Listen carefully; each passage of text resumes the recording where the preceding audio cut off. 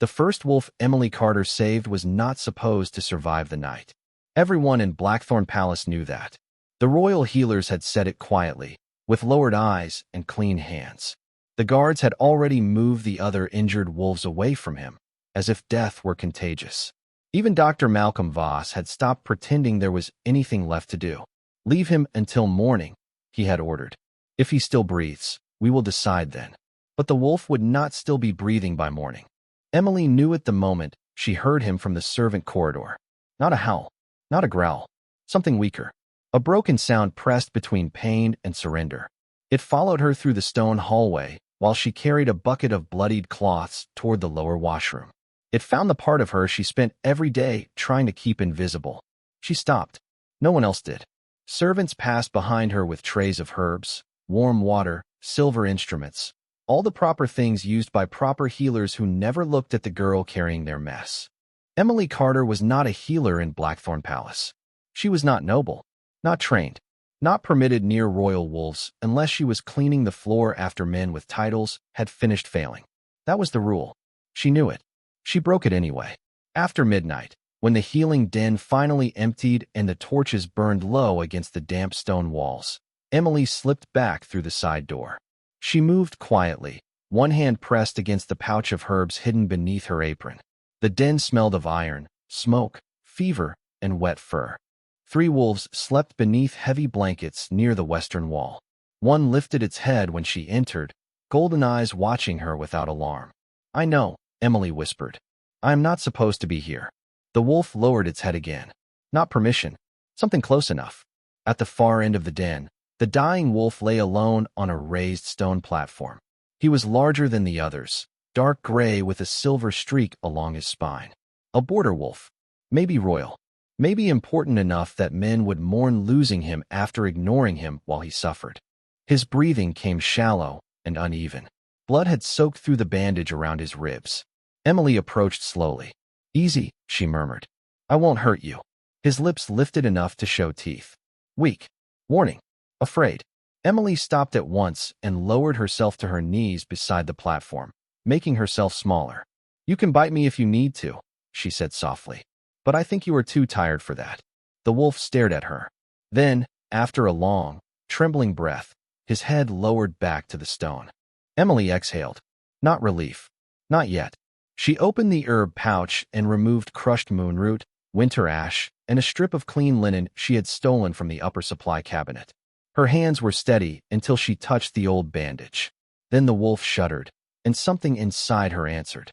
A warmth beneath her skin. Silver. Familiar. Dangerous.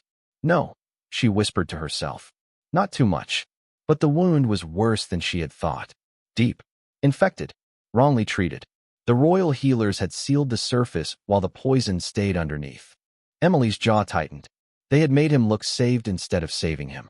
Carefully, she peeled back the bandage. The wolf convulsed once. A low whine escaped him. The other wolves in the den raised their heads at the same time. Emily froze. Silence spread through the room. Heavy. Watching. Then the injured wolf's paw shifted toward her, not striking, only touching the edge of her skirt. Emily looked down. Something in her chest folded painfully. "All right," she breathed. "I hear you." She placed one hand beside the wound and the other over his racing heart. The silver warmth rose before she could stop it. Thin lines of light moved beneath her fingers, faint as moonlight under ice. The wolf's body went rigid. Emily closed her eyes. She did not pray. She had learned long ago that prayers in palaces were usually answered by people with keys. Instead, she listened. To the pulse. To the pain. To the life still refusing to leave.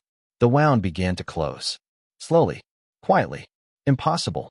Torn flesh drew together beneath her palm. Fever heat broke into sweat along the wolf's fur. His breathing hitched once, then deepened. Emily's own breath shook. The silver light brightened under her skin. Too bright. She pulled back fast, pressing her hands into her lap. "Enough," she whispered. "That has to be enough." The wolf did not die. That alone felt like a miracle and a crime. Behind her, a soft sound came from the doorway. Emily turned. A massive black wolf stood in the entrance of the healing den, eyes pale gold, body half covered in shadow. Ronan. Alpha King Adrian Blackthorne's wolf. Every servant in the palace knew him. Every guard feared him. Ronan did not growl. He looked at Emily, then at the wolf breathing steadily beneath her hands. Then he stepped inside and stood between her and the door as if he had not come to stop her, as if he had come to guard her. By morning, the dying wolf had become a rumor no one knew how to explain. He was supposed to be gone before sunrise. Instead, he was awake, not standing, not healed enough to fight, but breathing steadily beneath clean bandages, his fever broken, his golden eyes following every person who entered the den with quiet awareness. Dr. Malcolm Voss called it resilience. The senior healers called it a delayed response to treatment. The guards called it luck. Emily Carter said nothing. She stood near the back wall with a bucket of used linens in her hands, head lowered, apron sleeves pulled carefully over her wrists. No one looked at her long enough to notice the faint silver burns beneath her skin. That was the advantage of being invisible. People rarely search for miracles in girls they had already decided were ordinary. Remarkable, Dr. Voss said, bending over the wolf with practiced concern. The moonroot infusion finally took effect. Emily's fingers tightened around the bucket handle. Moonroot had not saved him. Moonroot had been left on the shelf because Voss said the case was no longer worth wasting supplies on. But now he stood beside the raised platform, accepting the grateful nods of guards and attendants as if he had personally dragged the wolf back from death. The injured wolf lifted his head slightly. His eyes moved past Voss, straight to Emily. She lowered her gaze at once. Too late. A young stable hand noticed. He keeps looking at her, the boy murmured. Voss turned. The room shifted. Not much. Enough. Emily felt a tension touch her like cold water. Voss's eyes narrowed when he saw her. You. Take those linens out. Yes, sir. Her voice was quiet. Normal. Safe. She turned toward the side corridor. Before she reached it, the wolf let out a low sound. Not a growl. Not pain. A protest. Emily stopped despite herself. Every healer in the den went still. The wolf tried to lift his paw and failed. His claws scraped weakly against the stone, reaching in her direction. Silence gathered. Voss stepped between them too quickly. He is disoriented. Emily did not answer. She knew better than to correct powerful men in front of witnesses. She carried the linens out, down the servant passage, past the storage room where herbs were locked away from hands like hers. Only when she reached the washroom did she breathe properly. Her palms shook then, not from fear of the wolf, from being almost seen. Almost seen was dangerous. In Blackthorne Palace, Emily Carter was useful only when she was unnoticed. She scrubbed blood from cloths before breakfast. She refilled water basins before noon. She ground herbs in the lower room, while Dr. Voss lectured apprentices upstairs about treatments he had not invented. She carried trays past nobles who never moved aside for her. She polished the silver instruments that healers used to impress the court. No one asked where she learned the difference between fever rot and venom swelling. No one asked why wolves calmed when her footsteps entered the corridor. No one asked her name unless something had gone missing. That was how the palace worked. Titles made knowledge official. Power made lies believable, and servants were expected to carry both quietly. At midday, Alpha King Adrian Blackthorne entered the healing wing. The whole den changed before he spoke. Guards straightened. Healers bowed. Even the injured wolves lowered their heads, not fully, but enough to acknowledge the presence of the man who ruled their bloodline. Emily stood beside a cabinet of folded bandages, almost hidden behind the open door. She had seen him before, of course.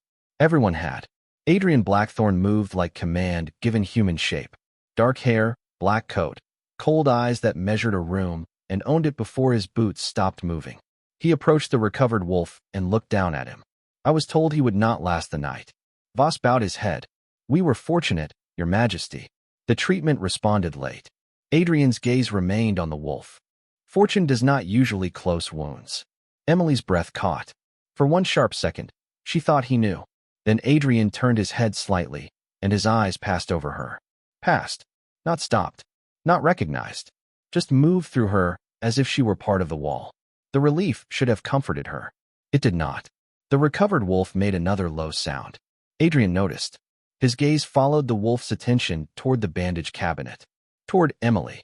This time his eyes stopped. Not warmly. Not curiously. With suspicion. Who is she, he asked. Voss answered before Emily could. A servant, Majesty. No one important. The words should not have hurt. They were not new. But something in the den went quiet after he said them. One wolf lifted its head. Then another. Emily kept her face still. Adrian looked at her for half a breath longer, then away. Keep the den restricted, he ordered. No unnecessary hands near royal wolves. Of course, Majesty, Voss said. Emily bowed with everyone else. Low. Silent. Invisible again. But when Adrian left, Ronan appeared at the far end of the corridor, pale gold eyes fixed on her with a stillness no human in that palace had ever given her. Not dismissive. Not suspicious. Knowing. And for the first time, Emily wondered whether invisibility could fail in front of a wolf. The wolves learned Emily Carter's name before the king did. Not because anyone spoke it. No one in Blackthorne Palace wasted names on servants unless they were being blamed. The wolves learned it in quieter ways. In the rhythm of her steps after midnight. In the scent of moonroot tucked beneath her apron. In the warmth of her hands when fever made their bones feel full of fire. They knew her by the way pain lessened when she entered the room. That was more honest than a title.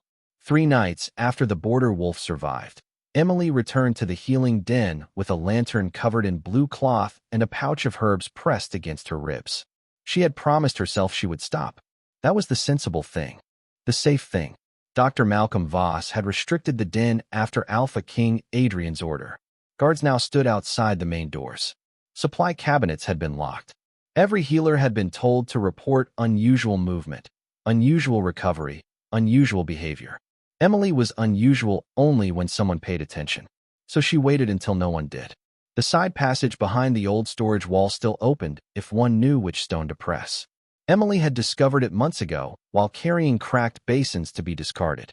Royal buildings always had hidden ways for powerful people to escape consequences.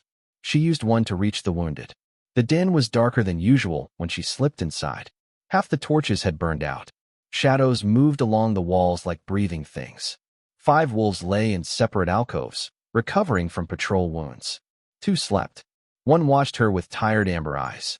The youngest, a brown wolf with a torn shoulder, lifted his head the moment she entered. His tail struck the blanket once. Weakly. Gladly. Emily froze. Do not do that, she whispered. You will tear the stitches. He lowered his head, but his eyes stayed on her. Trusting. That was the part that hurt. Not the blood. Not the danger. Trust. It made leaving them feel like betrayal. Emily knelt beside him and opened her pouch. Only herbs tonight, she murmured. No light. No miracles. We are being sensible. The brown wolf huffed softly, as if he doubted her. She almost smiled. Almost. She cleaned the wound with winter ash water, changed the bandage, and placed crushed silverleaf beneath his tongue. The infection had slowed. Good. Voss would take credit by morning. Also good, if credit kept attention away from her. As she worked, another wolf dragged himself closer from the next alcove. Then another lifted his head. One by one, the den became quietly awake. No howling. No growling. Just eyes opening in the dark, following her hands. Emily's throat tightened. You cannot all look at me like that. They did anyway. Then the air shifted near the entrance. Emily's body went still before she turned. Ronan stood beside the side door, massive and black, pale gold eyes reflecting the covered lantern. She had not heard him enter. Of course she had not. Ronan was not like the others. He was Alpha King Adrian Blackthorne's wolf, born from the king's own bloodline, trained to obey only one command above all others, his alphas. He should have dragged her down. He should have called the guards with one thunderous growl. Instead, he stepped inside and placed himself between Emily and the main doors. Again, guarding. Emily slowly rose to her feet. You should not be here. Ronan blinked once. I mean it, she whispered. If they find you with me, they will not blame you. He gave no answer because he was a wolf, but somehow the silence felt deliberate. Emily looked toward the locked main doors. Beyond them, a guard coughed and shifted his weight. Ronan's ears flicked. He knew exactly where every threat stood.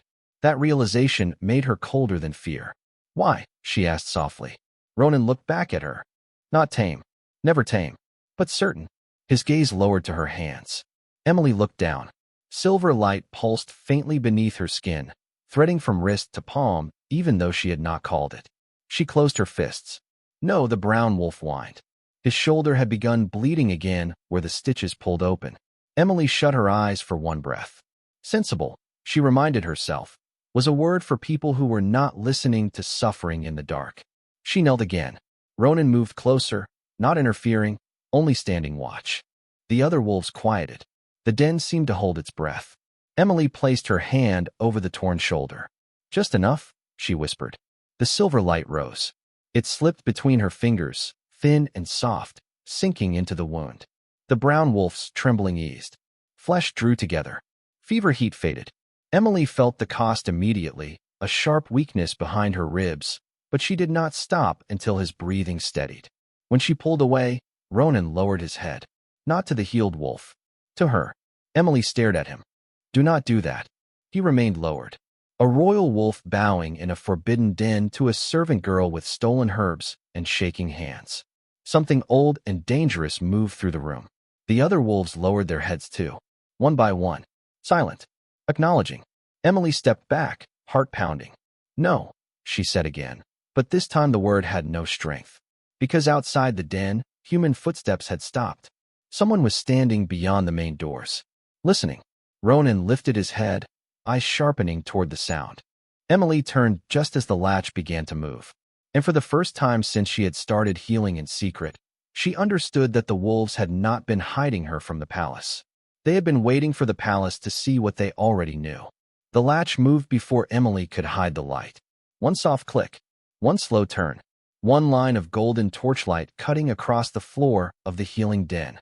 Emily pulled her hands into her sleeves, but silver still glowed beneath the fabric, faint and guilty as moonlight trapped under skin. Ronan stepped in front of her at once. Not dramatically, not with a snarl.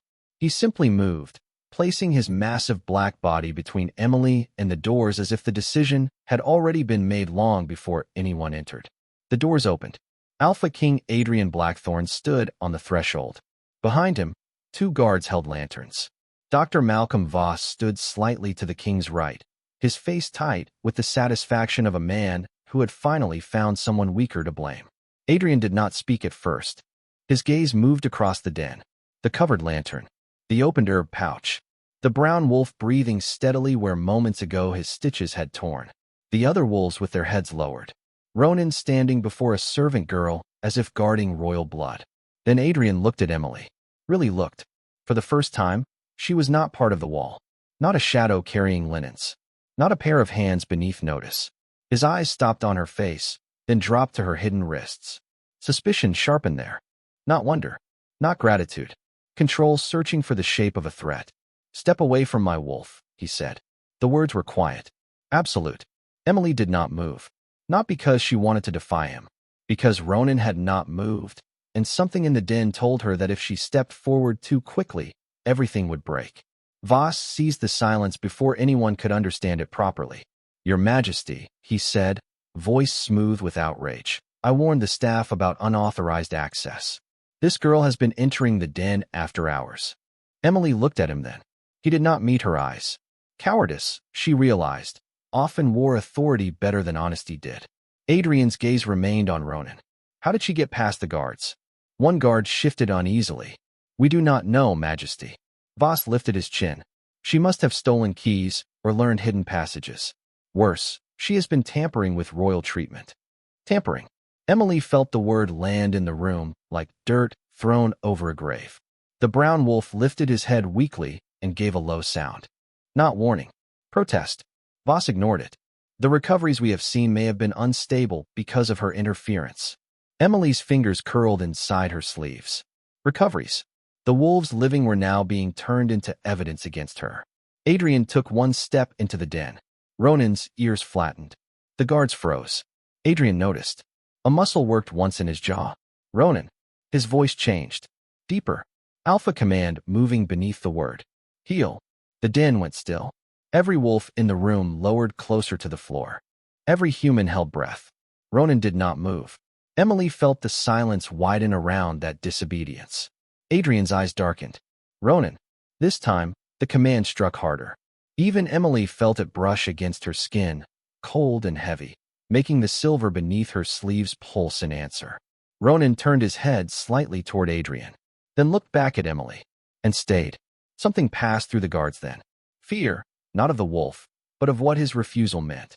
Voss recovered first because men with secrets often feared silence most. The beast is confused by scent and pain, he said quickly. She may have used illegal calming herbs. Servants have done worse to gain access to royal favor. Emily's breath left her slowly. Royal favor? She almost laughed. Not because anything was funny. Because she had spent months keeping wolves alive in the dark, and they still thought she wanted attention from the people who stepped over blood until someone else cleaned it. Adrian finally looked at her again. Is that true? Emily held his gaze. No, her voice was soft. It sounded too small in the den, until the wolves went quieter around it. Adrian's expression did not change. Then explain. Explain. As if truth were something she could place neatly in his hand and have it weighed by a king who had already decided the scale belonged to him. Voss stepped forward. Your Majesty, she is a servant. She has no credentials, no training, no standing. Whatever she claims, she had no right to touch royal wolves. Emily looked down at the brown wolf. His eyes were fixed on her, trusting even now. That hurt more than the accusation. She had not wanted to be seen, but she had never wanted them to be used as proof of her guilt. Adrian's voice cut through her thoughts. Who gave you permission? Emily lifted her eyes. No one. Voss smiled faintly. Adrian's face hardened. No one, he repeated. And yet you entered a restricted den, used royal supplies, and placed your hands on wolves that belonged to the crown. There it was. The sentence that made everything inside her go very still. Not because he questioned her. Not because he was angry. Because of one word. Belong. The wolves belonged to the crown. Their pain belonged to policy. Their survival belonged to reports. Their bodies belonged to men who could leave them until morning and call it procedure. Emily looked at Adrian Blackthorne, at the king everyone feared, at the man whose own wolf stood between her and his command. The last fragile thread of hope that he might understand snapped without sound. They were dying, she said. Adrian's eyes narrowed. That was not your decision to make. Silence. Clean. Cold. Final.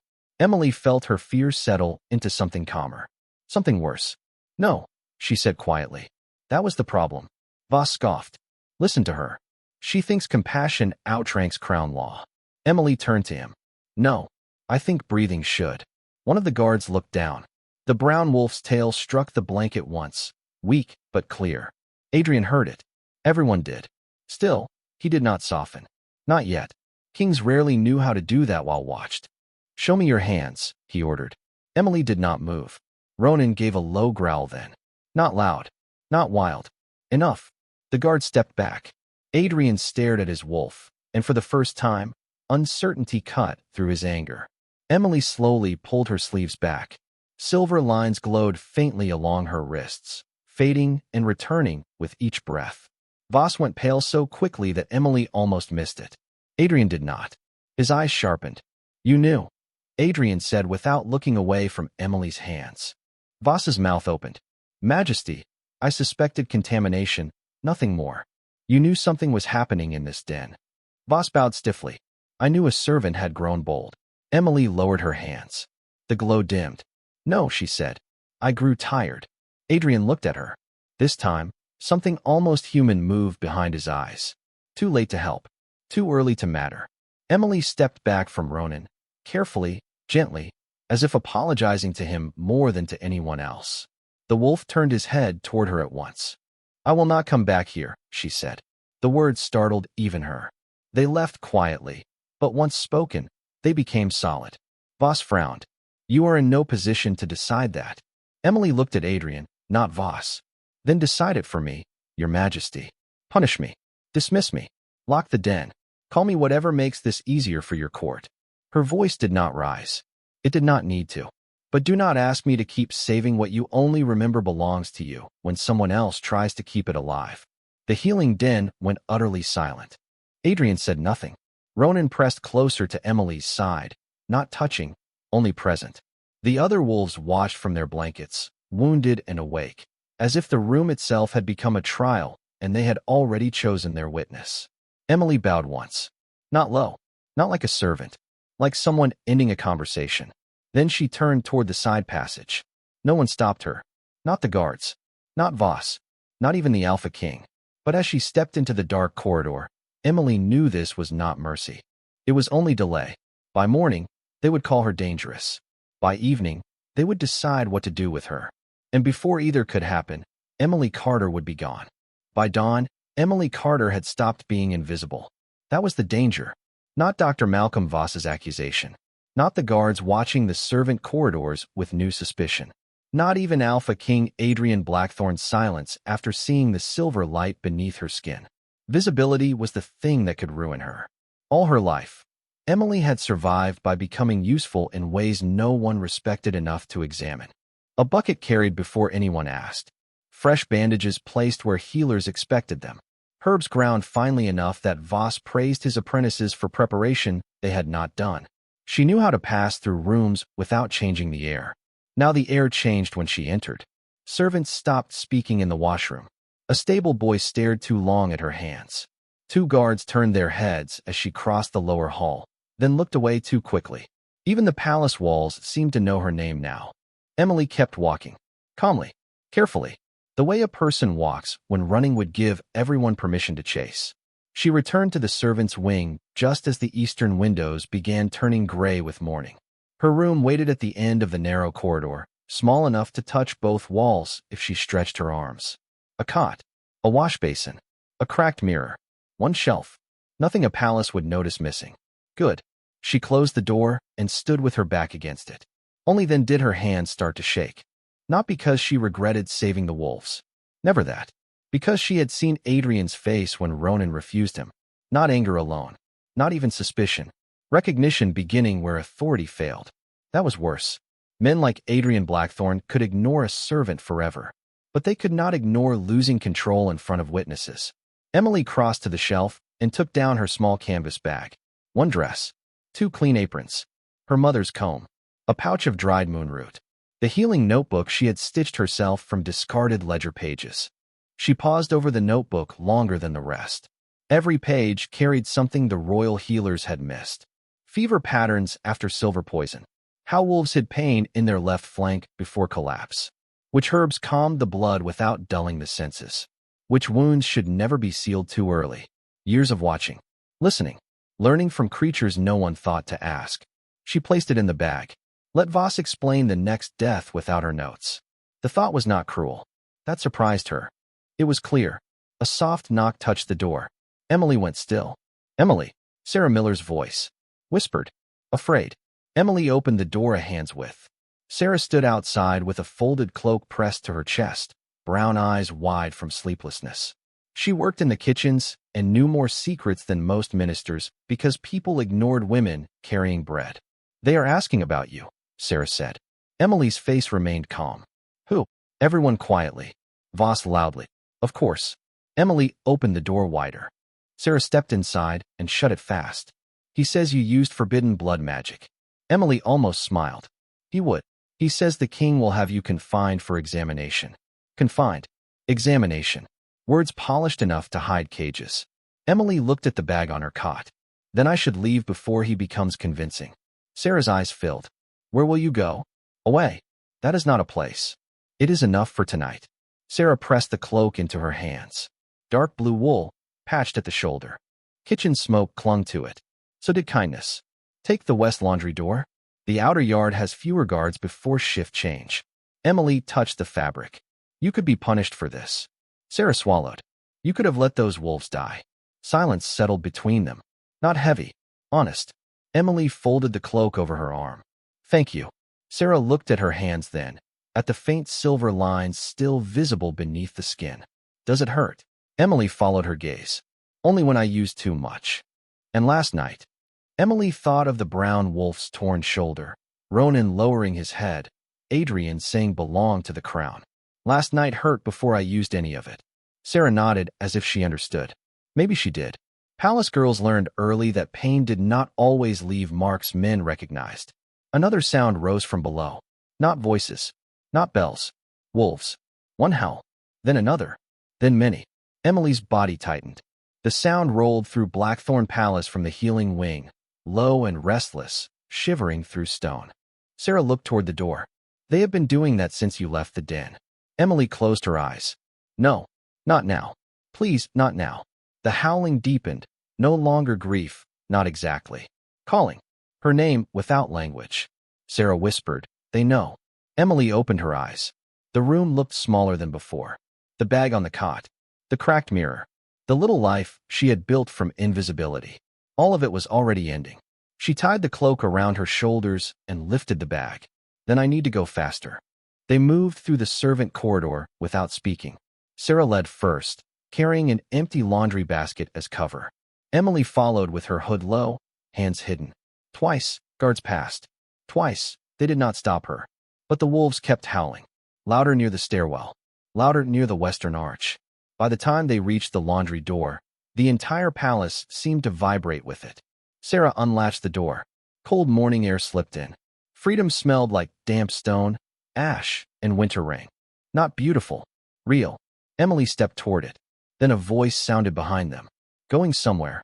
Dr. Malcolm Voss stood at the end of the corridor with 2 guards beside him. His expression was almost pleasant. That made it worse. Sarah went pale.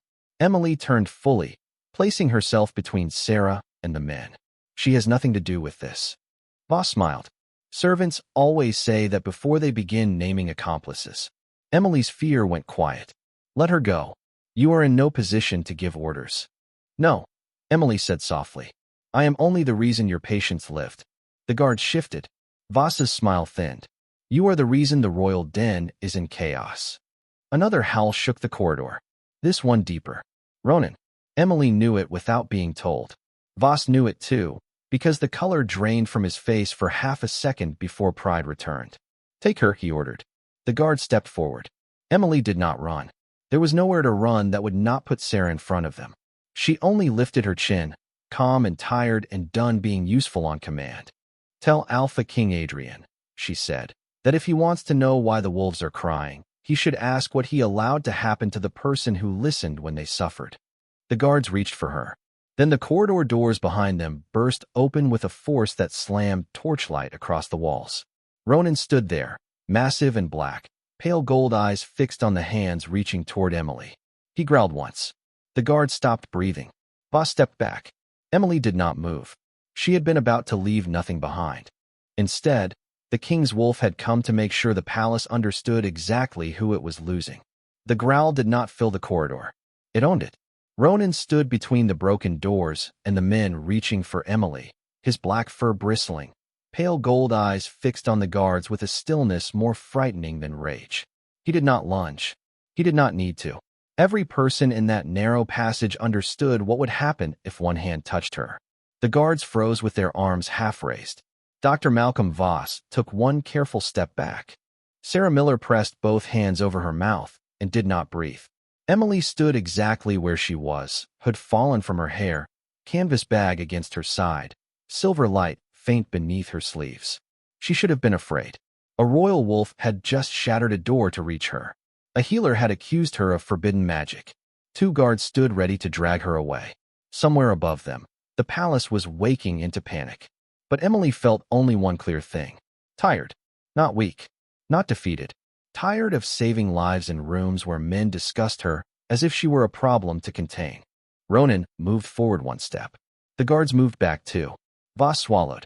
Control that beast, he snapped, though his voice shook badly enough to betray him. No one answered, because the only man who could command Ronan was not there. And the wolf had already refused him once. Emily looked at Ronan. You should not have come. His ear flicked toward her, but his eyes did not leave the guards. Protecting. Again. Not because she had asked. Not because she belonged to him. Because he had decided the threat was not her. The threat was the palace that wanted her hands when wolves were dying and her silence when they survived. Footsteps thundered from the far stairwell. Fast. Heavy. Guards appeared first, then Commander Lucas Grant, and behind them Alpha King Adrian Blackthorne. He was not dressed for court. No ceremonial coat. No polished stillness. His dark shirt was half-fastened, his hair slightly disordered, as if the howling had pulled him from sleep before pride could prepare his face. His gaze swept the corridor once. Broken doors. Voss pale against the wall. Sarah trembling. Emily with a travel bag. Ronan standing before her like a living boundary. Adrian went still. Ronan. The wolf did not turn. Adrian's jaw tightened. Heel. The command struck the corridor like cold iron. Sarah flinched. One guard lowered his eyes. Even Emily felt the weight of it press against her ribs. Ronan's body tensed. For half a breath, it seemed the old order of the palace might return. Alpha speaks. Wolf obeys. Servants lower their heads. Healers explain away the blood. Then Ronan gave one low, warning growl. Not at Emily. At Adrian. Silence crashed through the passage. Adrian's face changed. Not much. Enough. The kind of change that happens when a king realizes command has met something older than obedience. Voss recovered first, too quickly, too loudly. Your Majesty, this proves it. She has corrupted him somehow. The wolf is unstable because of her influence. Emily did not look at him. She looked at Adrian. He was staring at Ronan, but his eyes kept returning to the bag in her hand. You were leaving, he said. It was not a question. Emily's voice stayed quiet. Yes. Something sharpened in his expression. Why? The corridor seemed to hold its breath. Emily almost laughed. Not because it was funny. Because kings always asked why after making every answer obvious. Because by tonight, he would have called me dangerous, she said, nodding once toward Voss. By tomorrow, your council would have called me useful. And after that, no one would ask whether I wanted to be either. Adrian looked at Voss. Is that why you ordered guards to seize her? Voss stiffened. I acted to protect the crown. From what? Adrian asked. Voss's mouth opened. Closed.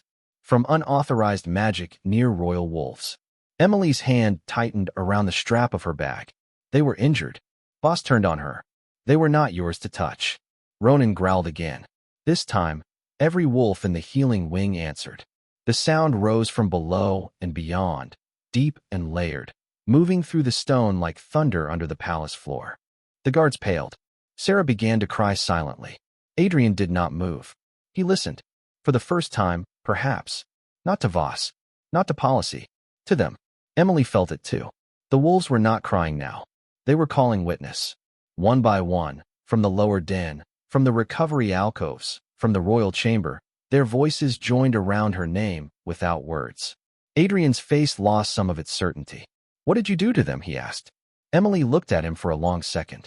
I heard them. The answer was too simple for the corridor. Too honest for a palace.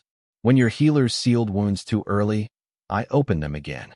When fever came after midnight, I cooled it. When poison stayed under the skin, I drew it out. She pulled her sleeve back before fear could stop her. Silver lines glowed along her wrist, brighter now because the wolves were calling and because she was done hiding from men who had hidden behind rank. I saved what you left in rooms with locked doors and official excuses. Voss snapped. Lies. Adrian's eyes did not leave her wrist. Then why did you not report this? Emily's gaze hardened, not loudly, but enough that even Adrian felt it. To whom? The man taking credit? Or the king who called them crown property before he called them alive? The word struck clean. Commander Grant looked down. Voss went red. Adrian did not answer. That silence mattered. Emily lowered her sleeve again. I am leaving. Voss stepped forward. She cannot be allowed to walk away with knowledge of royal bloodlines. Ronan lunged half a step. Voss stumbled back into the wall. Adrian lifted a hand, but not toward the wolf. Toward Voss. Stop. No one touches her, Adrian said. The corridor shifted. Emily should have felt relief. She did not. Protection after harm was not trust. It was only the first correction of a mistake he should never have made. Adrian seemed to understand that, because when he spoke again, his voice was lower. Emily Carter. Her name in his mouth made the corridor go still in a different way. He had learned it. Too late, but he had learned it. Come back to the den, he said. Not as a prisoner. Not for punishment. Show me what happened. Emily looked at Ronan. The wolf finally turned his head toward her, pale eyes steady. Not commanding. Waiting. The choice, for once, was placed in her hands. She looked back at Adrian. No.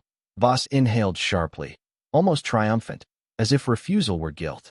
Emily continued before he could use it. Not until he leaves the den. She looked at Voss. Not until every wolf he said was saved by his treatment is examined without him touching the records. Not until Sarah walks away from this corridor without punishment. Adrian held her gaze. And after that, Emily adjusted the bag on her shoulder. After that, I decide whether I owe this palace another minute of my hands. No one spoke. Then Adrian turned to Commander Grant. Escort Sarah Miller to the kitchens. No charges. No questions. Sarah sobbed once, quietly. Seal Dr. Voss's office, Adrian continued. Voss went white. Your Majesty, remove his access to the healing records. You cannot be serious. Adrian looked at him then, cold enough to end the argument without raising his voice. I am listening to the wolves. The howling below softened. Not stopped. Softened. As if the palace itself had exhaled. Emily remained still, stunned not by obedience, but by the strange ache of finally being believed by someone human. It did not heal what had happened. It did not make Blackthorne Palace safe. Not yet.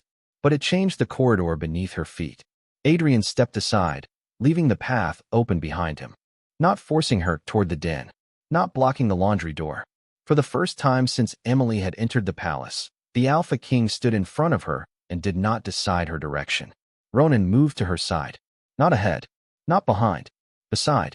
Emily looked at the open winter door, then toward the stairs leading back to the wounded wolves. Her hands still ached. Her body was tired. Her bag was packed. She could leave. She might still leave.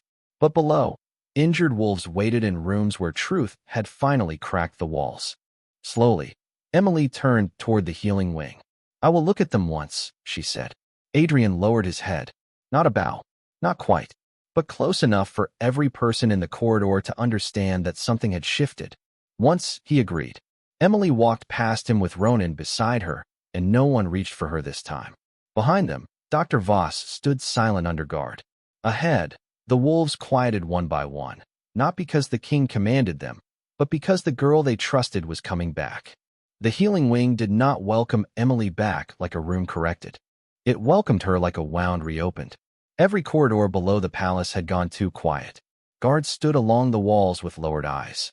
Servants hovered at corners pretending to carry things that did not need carrying. Healers gathered near the main den doors in stiff clusters, faces pale with confusion, fear, and the uncomfortable beginnings of guilt. Emily walked through them without looking left or right. Ronan moved beside her, shoulder nearly level with her hip, silent as a shadow with teeth. Alpha King Adrian Blackthorne followed 3 steps behind. That distance mattered. Everyone saw it. He was not dragging her back. He was not displaying her as a captured threat.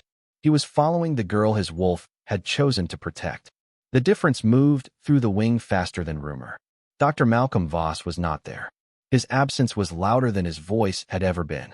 Commander Lucas Grant stood outside the records room with 2 guards, sealing cabinets, collecting ledgers, removing the careful paperwork that had made neglect look like treatment. Emily noticed. She said nothing. Paper could prove lies.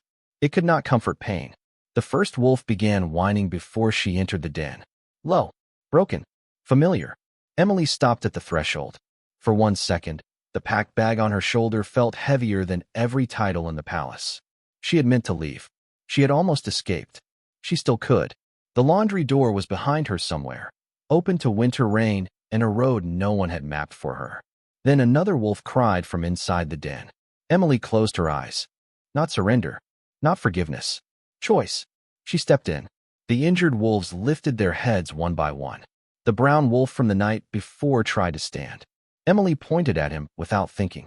Do not. He froze, then lowered himself back down with a guilty huff. A few guards stared. One healer made a small sound of disbelief. Adrian heard it. So did Emily. She ignored them both. She crossed to the first alcove, where a silver-gray wolf lay sweating beneath too many blankets. Her breathing was fast, shallow, panicked. A royal healer stood nearby, twisting his hands. We increased the warming stones because her temperature dropped. Emily looked at the wolf's gums, then at the swollen vein along her inner leg, then at the sealed wound near her ribs. You trapped the fever inside. The healer stiffened. Dr. Voss said, I know what he said. Emily's voice remained soft. That made it worse. Open the bandage. No one moved. Emily looked up, not at the healer, at Adrian. If I am only here to be watched, say that now. Silence. Adrian's face tightened. Then he turned to the healer. Do as she says. The healer obeyed. The bandage came away. Infection had gathered beneath the closed skin, angry and hot. Several people inhaled. Emily did not. She had already known. That was the burden of listening before being believed. She washed her hands, crushed winter ash into clean water, and worked the wound open with more care than the palace had ever given her. The wolf whimpered. Ronan moved closer. Adrian did too, then stopped himself. Emily noticed without looking. "Hold her shoulder," she said. Adrian went still. She had not said majesty. She had not asked. She had given him a task because a life needed saving and rank was useless beside fever. For a moment, the room waited to see which man he would be. Adrian crossed to the platform and placed both hands firmly against the wolf's shoulder. The wolf trembled, then settled under his touch. Emily worked. Slowly, cleanly. No silver light at first. Only skill. Herbs. Pressure. Timing. Knowledge built from months of stolen observation and years of being dismissed. When the poison began to surface, the wolf convulsed. A healer stepped forward in panic. Emily's hand lifted. "Stop." He stopped. Adrian's eyes moved from her hand to her face. Something like recognition passed through him again, deeper this time. She was not guessing. She had never been guessing. "Now," Emily whispered. The silver light rose beneath her fingers. Not bright enough to dazzle. Not dramatic. Just enough to enter where medicine could not. It moved through the wound like moonlight through water, drawing the heat down, quieting the frantic pulse. The wolf's breathing changed. One harsh inhale. Another. Then steady. The den exhaled with her. Emily pulled back before the weakness could take her knees. Ronan pressed against her side, subtle, supporting without making it look like support. She hated that she needed it. She was grateful anyway. Adrian saw. His jaw tightened, not with anger this time, but with something closer to shame. "How many?" he asked. Emily wiped her hands on a clean cloth. "How many what? How many wolves did Voss misreport?" Emily looked around the den. At the lowered heads. At the old scars sealed badly. At the wolves watching her with trust no crown had earned. All of them in some way. The words entered the room and changed it. A young healer covered her mouth. Another stared at the floor. Commander Grant, standing near the doorway, looked toward Adrian with quiet fury. Adrian did not defend his palace. That was the first decent thing he did. "Show us," he said. Emily looked at him then. Really looked. The Alpha King stood beside a wounded wolf with blood on his sleeves and no command ready in his mouth. He looked less powerful that way. Strangely, less false. It did not soften her, but it made the next step possible. "No," Emily said. The den went still. Adrian held her gaze. "No, I will not show you like a court trick." Her voice stayed even. "I will examine them. I will write what was done wrong. I will tell your healers how to correct what can still be corrected, but I will not be studied, displayed, or used to protect your reputation." Silence. Then Adrian lowered his head once. Agreed. A sharp breath moved through the healers. Emily heard disbelief in it. She understood. Men like Adrian did not agree with servants. Kings especially did not agree in front of witnesses. But Ronan sat beside her, calm now, as if this had always been the correct order of things. Not king above girl. Not wolf below crown. Truth before pride. Emily moved to the next alcove. Then the next. She worked until morning light strengthened through the narrow windows. She found sealed rot, wrong doses, falsified charts, missing herbs, and 3 wolves who had been called stubborn when they were in pain. Adrian followed quietly, holding when told, moving when ordered, listening when corrected. Not perfectly. His pride flinched more than once. But he did not interrupt. That mattered more than apology. Near the last platform, the border wolf she had first saved lifted his head and pressed his muzzle against her wrist. The silver lines beneath her skin glowed in answer. Every wolf in the den lowered their heads. Not to Adrian. To Emily. This time, no one pretended not to see. An elder healer standing near the back whispered, "Sacred hands." Emily heard it. So did Adrian. She turned slowly. "Do not name me into a cage." The elder paled. Adrian spoke before anyone else could. "No one will." Emily studied him. "You cannot promise that yet." His answer came quietly. "Then I will make the palace prove it." Outside the den, bells rang for morning court. Inside, no one moved toward them. For once, royal business waited while injured wolves breathed. Emily looked down at her packed bag, still lying near the door where she had set it before entering. Leaving remained possible. Staying remained dangerous.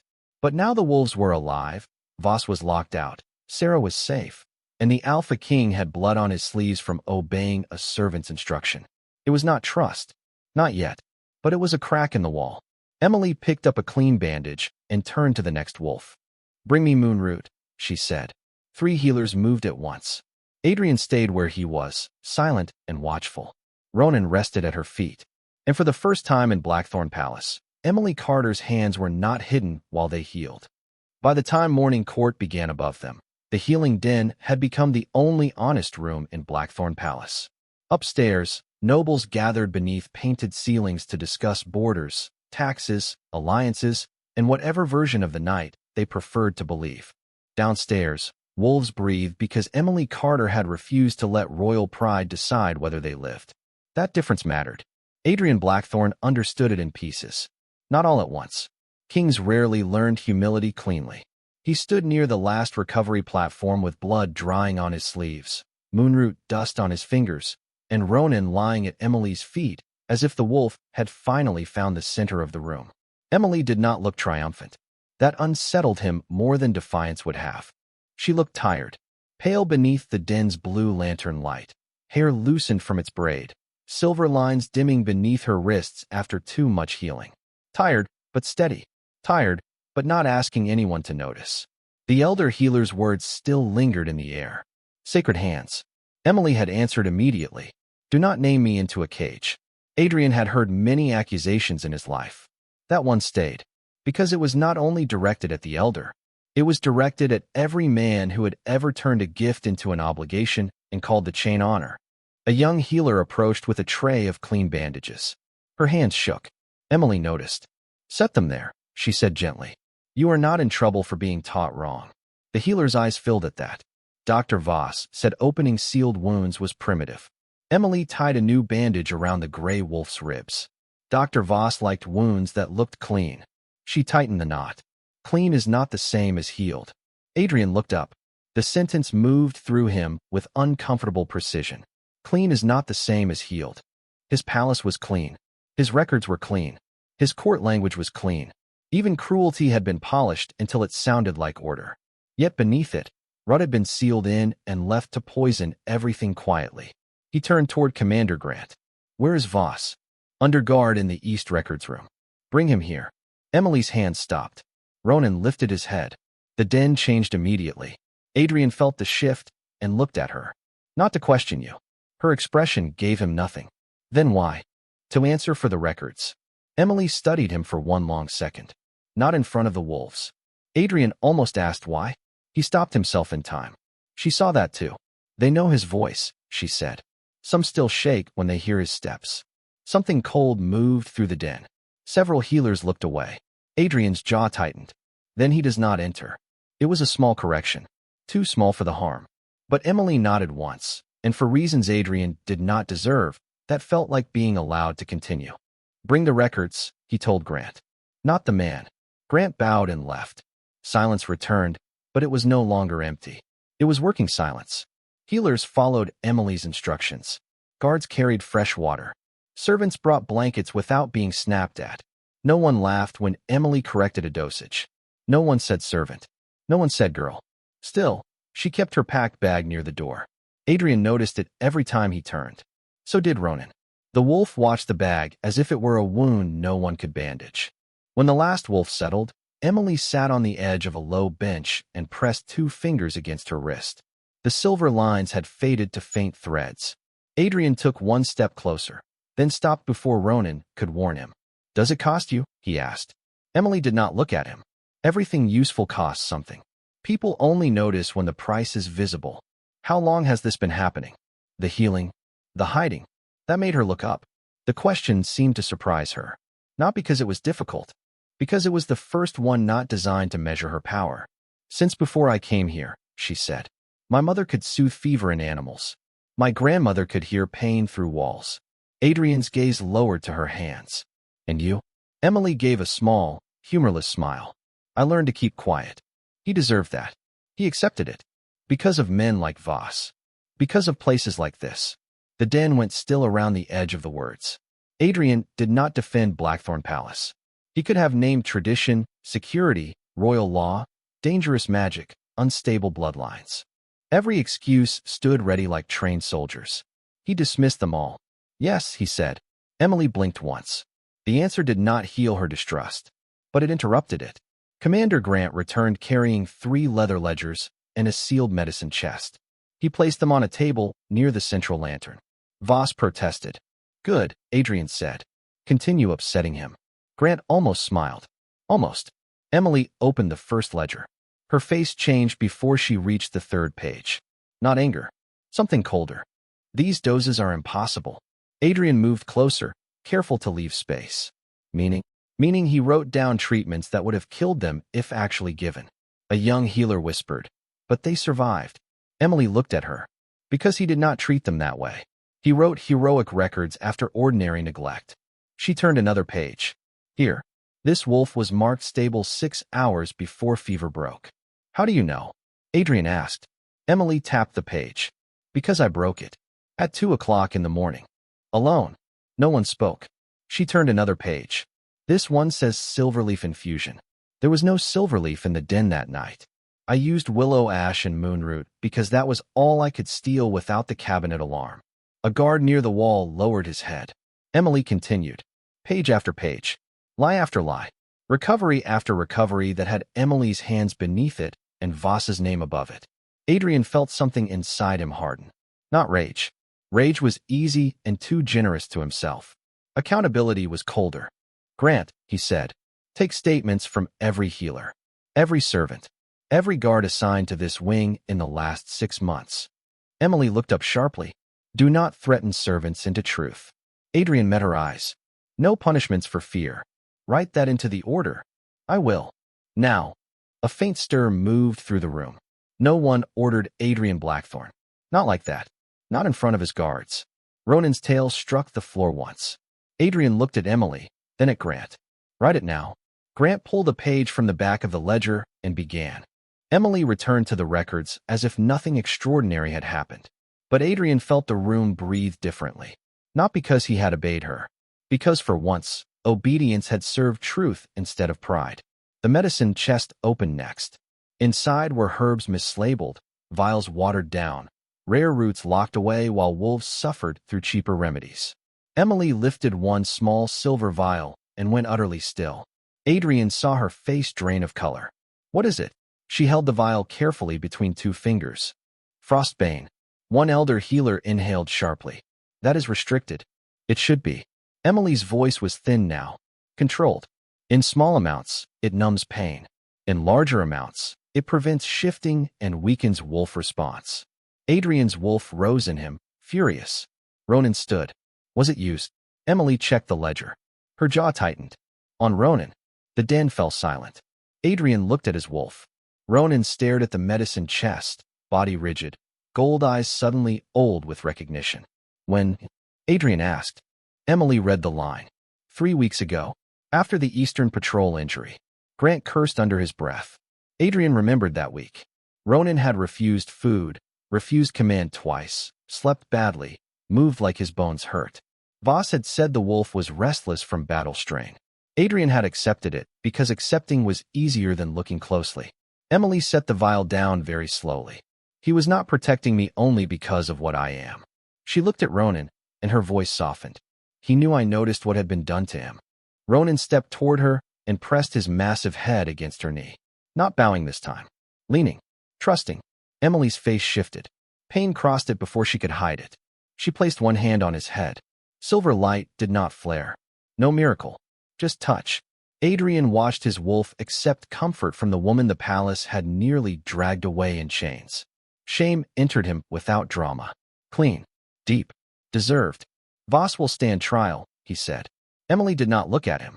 Trials can be theater. Then this one will have witnesses he cannot dismiss. Servants. Yes. Wolves. Adrian paused. Emily lifted her eyes. You said you were listening to them. The challenge was quiet. Absolute. Adrian looked at Ronan, then at the injured wolves watching from their alcoves. Then the court will listen too. The words had consequences. He felt them before the room reacted. Nobles would resist. Elders would call it dangerous precedent. Voss's allies would say wolves could not testify, servants could not accuse, and a hidden healer's word could not outweigh titled records. Good. Let the palace show its rod in daylight.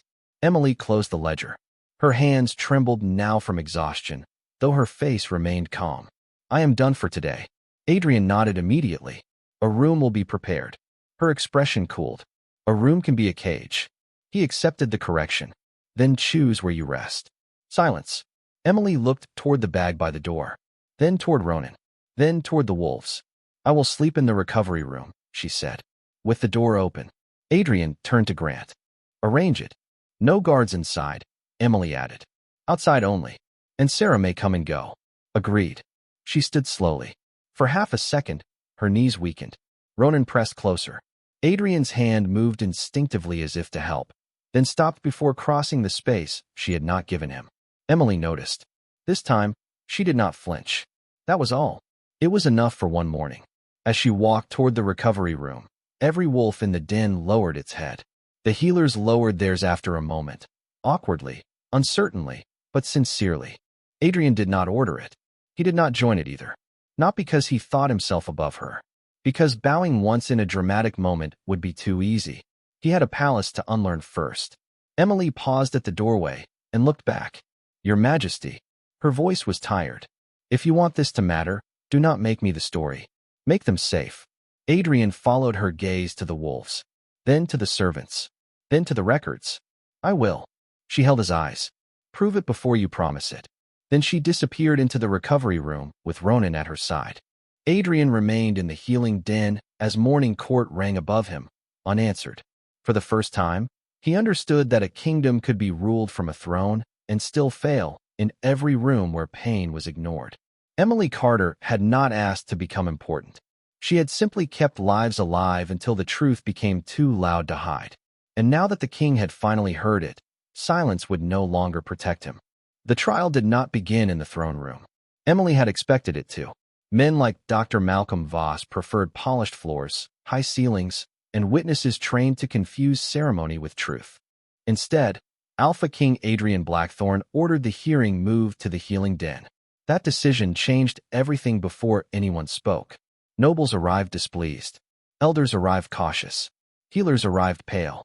Servants arrived in silence, standing together near the side wall as if proximity could become courage. The injured wolves remained in their alcoves, bandaged, awake, watching. Ronan lay beside Emily's chair, his black body between her and the room without blocking her view. No chain, no command. Choice. Emily sat with Sarah Miller on one side and the recovery room door behind her. Her packed bag rested beneath the chair. She had not hidden it. Let them see that staying was still a decision she could withdraw. Dr. Malcolm Voss stood at the center of the den in a dark formal coat, hands clasped behind his back, his expression carefully offended. He looked less afraid than he should have. That told Emily he still believed the room belonged to men like him. Adrian entered last. No crown, no council cloak, only a black shirt, dark trousers, and the authority of a man who finally understood that too much ceremony could become shelter for lies. The room bowed. Emily did not. Not because she meant disrespect, because Ronan did not move, and because her hands still ached from saving lives no one had properly counted. Adrian's eyes passed over her once. He did not demand it. Begin, he said. Voss lifted his chin. Your Majesty, before this humiliating display proceeds, I must object to the presence of servants and animals in a formal inquiry. The den went still.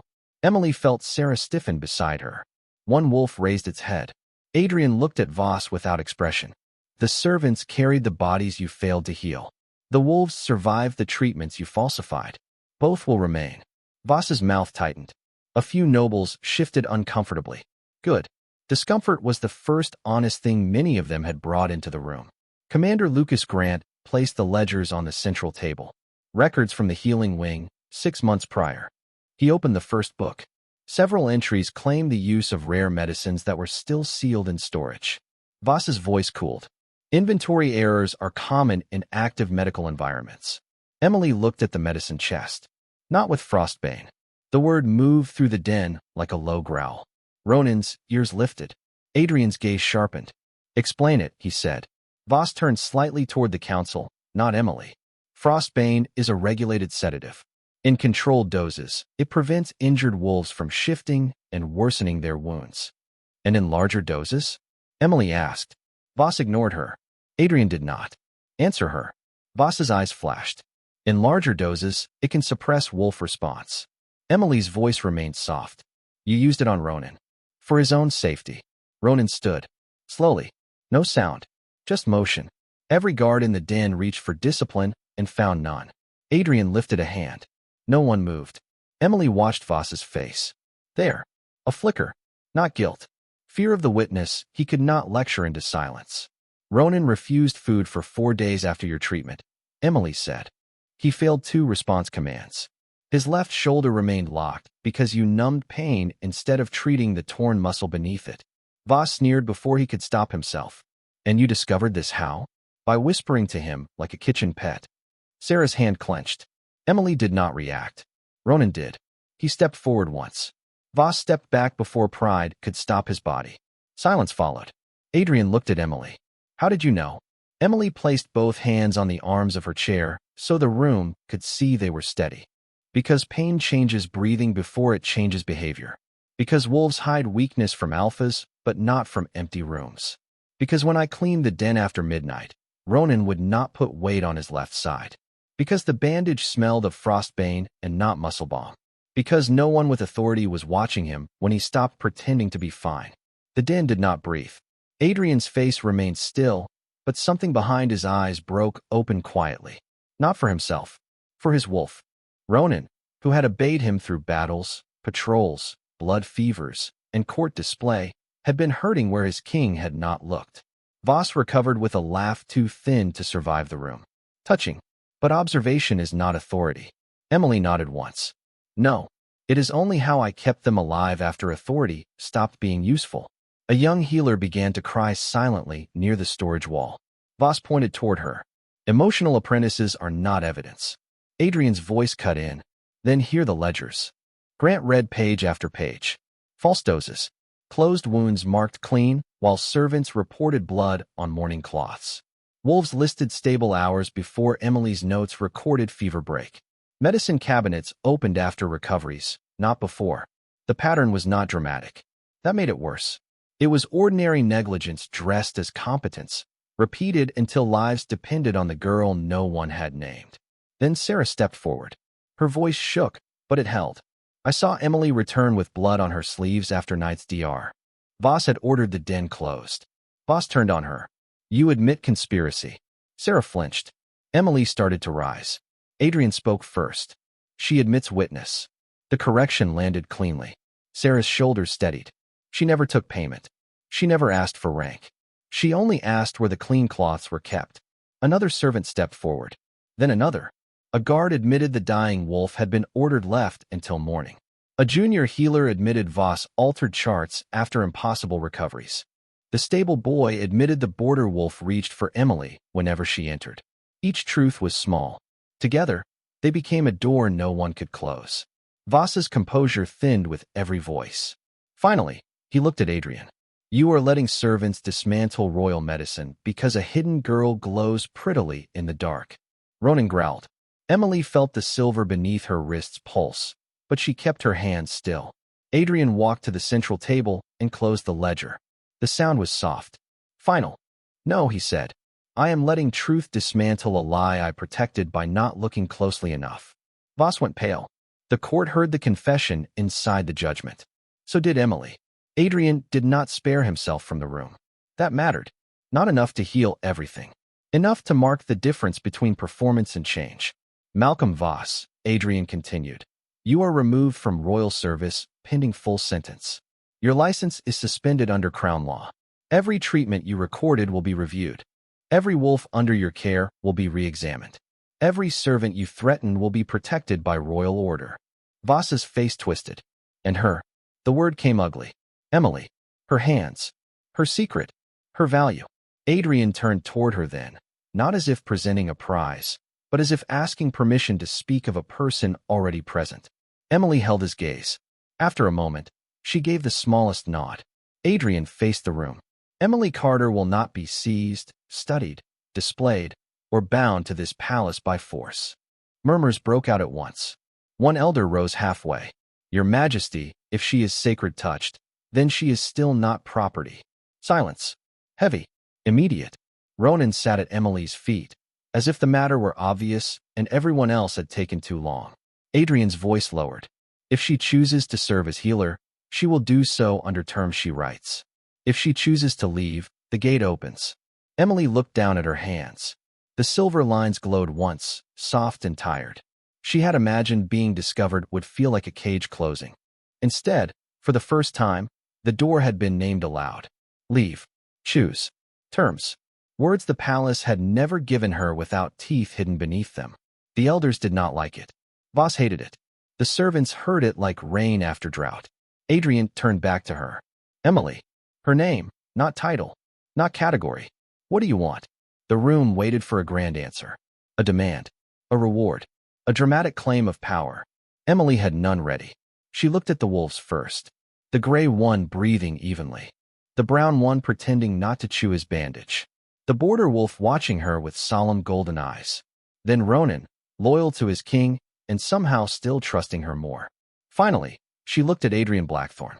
A powerful man, still dangerous, but no longer pretending danger was the same as truth. I want the den opened at night, she said. Pain does not follow court hours. Adrian nodded. Done.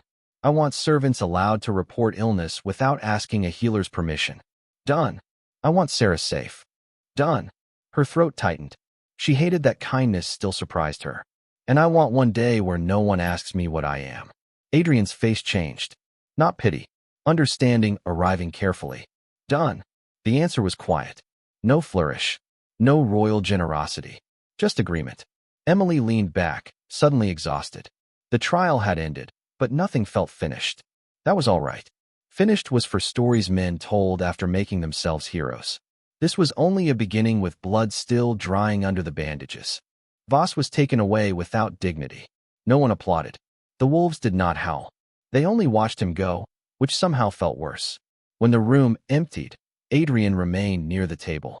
Emily stood slowly, her bag still in hand. Ronan rose with her. Adrian looked at the bag, then at her face. Will you leave? He asked. Emily considered lying. Considered softening the answer. She did neither. Maybe. He nodded once, though the word hurt him. She could see that now. The gate will open if you do. Emily studied him. And if I stay?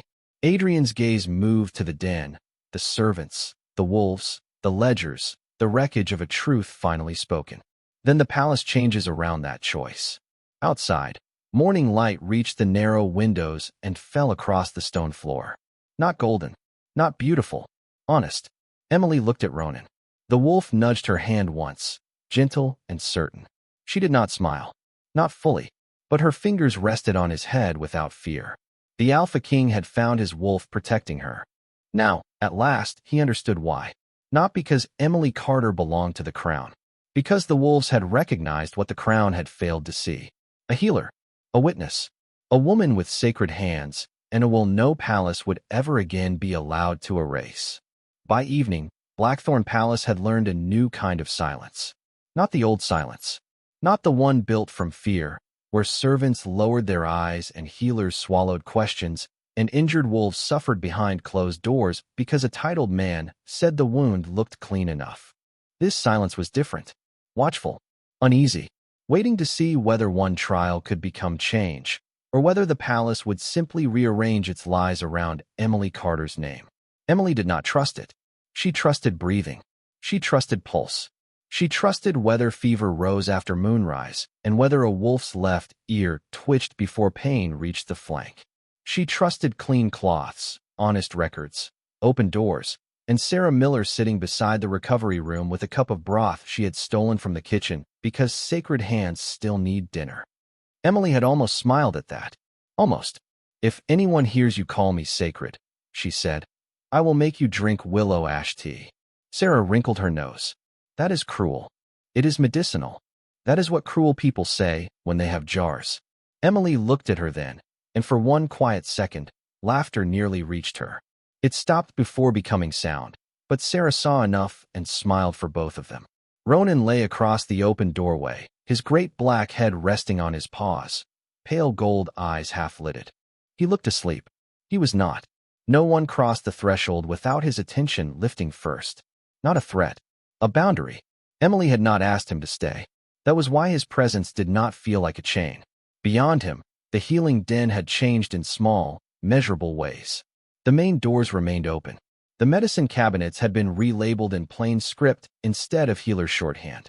A ledger sat on the central table with 3 columns Emily had demanded before eating anything. Observed symptoms, treatment given, result after 6 hours. Not success. Not royal outcome. Result. Truth required room to be ugly before it could become useful. The young healers wrote slowly at first, nervous under her corrections. Emily did not soften mistakes. She only separated ignorance from cruelty. Wrong dose, she told one apprentice, pointing to a line. The girl went pale. I am sorry. Do not apologize to me.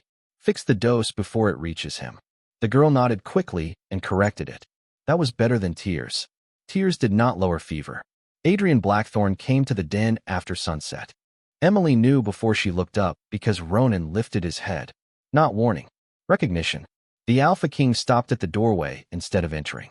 Another small thing. Another test he did not know he was taking. He wore black, as always, but no formal cloak, no crown, no visible weapon. His sleeves had been changed, though Emily remembered the blood on the previous ones. Some part of her disliked noticing that. May I enter? He asked. Every healer in the den forgot how to breathe. Sarah's spoon stopped halfway to her mouth. Emily kept writing in the ledger. Are you asking me or the room? Adrian paused. You. She looked at Ronan. The wolf watched her, waiting. Choice again. Emily hated how unfamiliar it still felt. You may enter. Adrian stepped inside. Not far. Just past the threshold. Voss has been transferred to the East Holding Tower until sentencing. Does he still have visitors? Not without guard record. Does he still have access to messengers? No. Emily nodded and wrote another note in the ledger. Adrian watched her hand move. The silver lines beneath her skin had faded to a faint glow, visible only when the lantern caught them. The council is unhappy, he said. Emily did not look up. I assumed they would be. They want the den authority returned to titled healers by morning. Then they should find titled healers who can tell the difference between healing and hiding damage. A few apprentices went rigid. Adrian's mouth almost moved. Not quite a smile. Something sadder. I told them the den remains under provisional review. Emily's pen stopped. Provisional. Until you write your terms. She looked at him then. I said if I choose to serve. Yes. I have not chosen. I know. His answer came too quickly to be performance. That made it harder to dismiss. Emily closed the ledger. Why are you here, Your Majesty? Adrian looked past her to the wolves, then back again. To ask what I should have asked before giving orders. Which is? His jaw tightened once. Not from anger. From the difficulty of speaking without command to lean on. What do you need tonight? The question entered the den quietly. It did not heal anything. It did not erase Voss, or locked cabinets, or years of being unseen. But it did not take. It did not demand. It waited. Emily looked at the wolves. The gray female needed another fever check before midnight. The brown wolf needed a guard posted to stop him from chewing bandages. Ronan needed his shoulder examined properly, though Emily suspected he would pretend otherwise. Sarah needed sleep. The apprentices needed permission to admit fear without being punished by pride. And Emily needed. She stopped there. Needing things was dangerous. It gave other people handles. Adrian remained silent. That helped. The den needs hot water, clean linen, 2 more lanterns, and unrestricted moon root until morning. Done. Sarah needs to go to bed without being questioned by kitchen supervisors. Done. Sarah's eyes widened. Emily ignored her. The apprentices need food if they are expected to work through the night. Done. Adrian waited. Emily knew he heard what she had not said. She disliked that too. And you? He asked softly. Ronan's eyes opened fully. Emily looked down at her hands. The silver glow trembled under her skin, tired and thin. I need people to stop looking at me like I became valuable only after your wolf stood in front of me. Silence. No one moved. Adrian absorbed the words without defense. You were valuable before I knew how to see it, he said. Emily looked up. The den held still around them. The sentence was dangerous because it was almost the right one. Almost. Do not make that sound beautiful, she said. It was still neglect. His face changed. Not wounded pride. Acceptance. Yes. One word. No excuse behind it. Emily looked away first. That, too, irritated her. Ronan's shoulder needs examining. Adrian glanced at his wolf. He will not like that. Pain rarely asks permission to be inconvenient. Ronan huffed, as if offended. Sarah choked on a laugh and pretended to cough. The den breathed again. Adrian stepped aside as Emily rose. For half a second, weakness flickered through her knees. He noticed, but did not reach. Ronan did. The wolf pressed his shoulder gently against her leg. Emily placed one hand on his head. "You are dramatic," she murmured. Ronan leaned harder. Adrian watched them with an expression he did not try to hide fast enough. Loss, maybe. Not jealousy. Something more complicated. The realization that his wolf had found gentleness where his king had built distance. Emily knelt beside Ronan and began feeling along the old injury. The wolf stayed still under her hands. Too still. "There," she said. Ronan's muscles tightened. Adrian's face darkened. Frostbane hid this. Frostbane hid the pain. Voss's pride hid the rest. She looked up. "Hold him." Adrian moved at once, kneeling opposite her, one hand steady against Ronan's neck. The Alpha King kneeling on the stone floor in his own palace, while a servant girl examined his wolf. No one spoke of it. No one needed to. Emily worked carefully, using no silver at first. Just touch, pressure, knowledge. Adrian followed every instruction without asking twice. When the muscle finally released beneath her palm, Ronan let out one long, shaking breath and lowered his head between them. The sound was not dramatic. That made it worse. Relief after hidden pain always sounded small. Emily's throat tightened. Adrian closed his eyes once. When he opened them, he looked older. "I failed him," he said. Emily kept her hand on Ronan's shoulder. "Yes." Ronan shifted and pressed his head against Adrian's wrist, not absolving, only present. Emily saw the blow land more deeply because the wolf still loved him. Love did not erase failure. Sometimes it made failure impossible to escape. Adrian bowed his head over Ronan. "I am sorry," he whispered.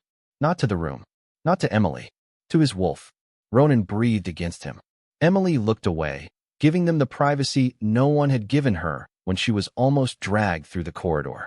A few minutes later, she stood and returned to the ledger. "He needs rest and no patrol for 10 days. Adrian nodded. "He will have it."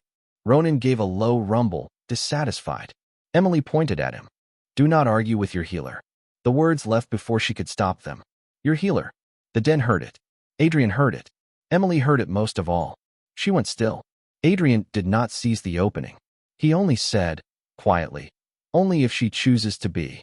The correction settled between them like a door left open, not pushed. Emily picked up the pen again, though her hand was less steady now. Outside, night gathered over Blackthorne Palace. For the first time, the healing den did not close with it. Wolves slept. Servants ate. Apprentices wrote true records. The Alpha King remained on the stone floor beside Ronan until the wolf finally slept without pain. Emily Carter did not forgive him. She did not trust the palace. She did not unpack her bag.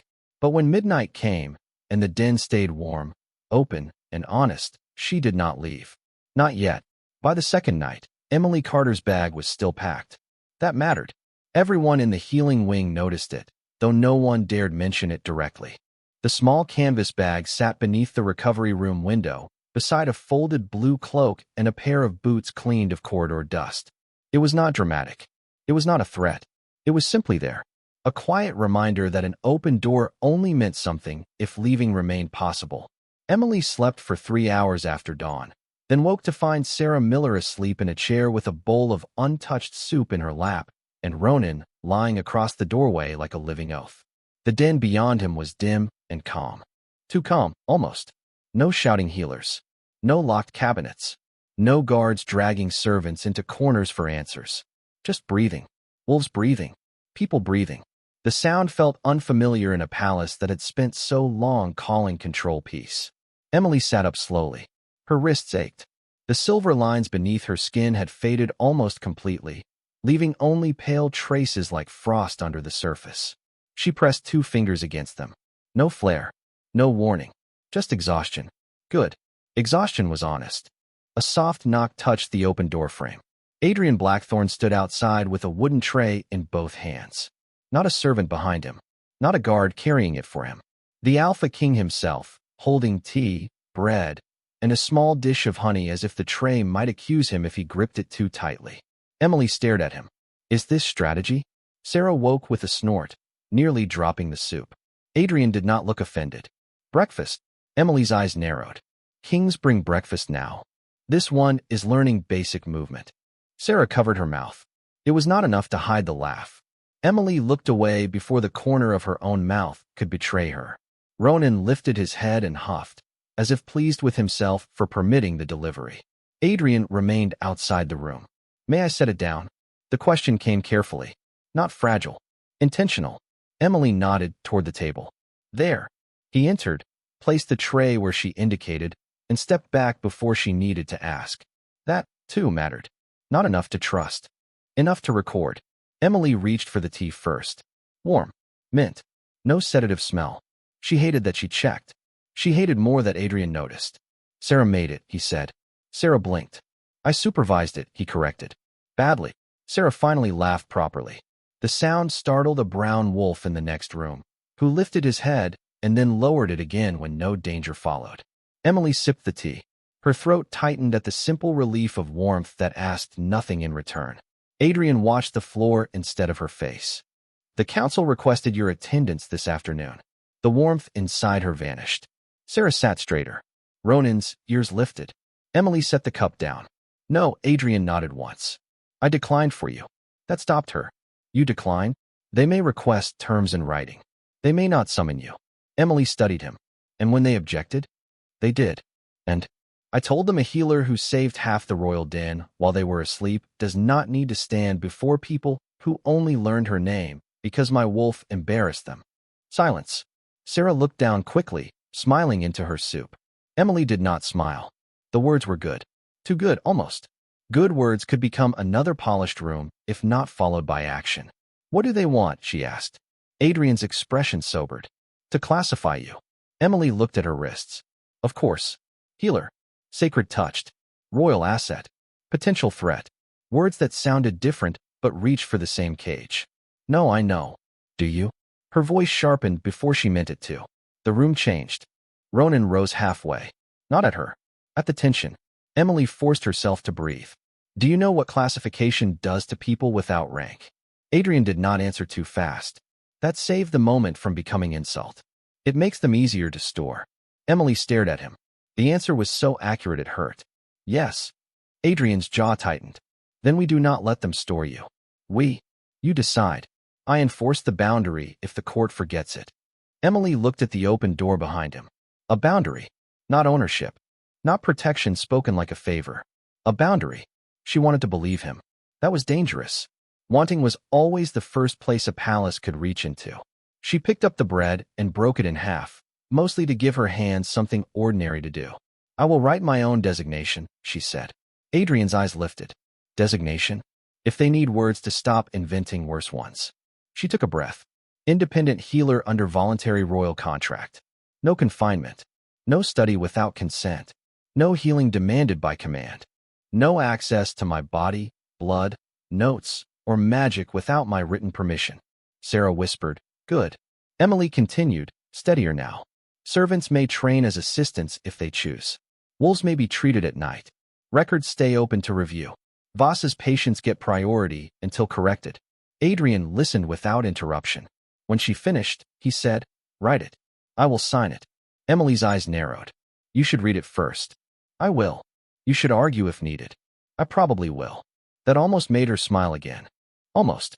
And if I add the right to leave at any time? Adrian's gaze did not move from hers. Then I signed first. The room went very quiet. Emily felt Sarah look at her, then look away. Ronan lowered himself back to the floor, calm again. Outside the recovery room, wolves shifted in their sleep. One side, Emily looked down at the bread in her hands. For years, she had imagined safety as distance. A road, a gate, a room no one could find. She had never imagined it might also be a contract written in her own words while the Alpha King waited for permission to enter the paragraph. The thought did not comfort her completely, but it loosened something. Just enough. Paper can lie, she said. Adrian nodded.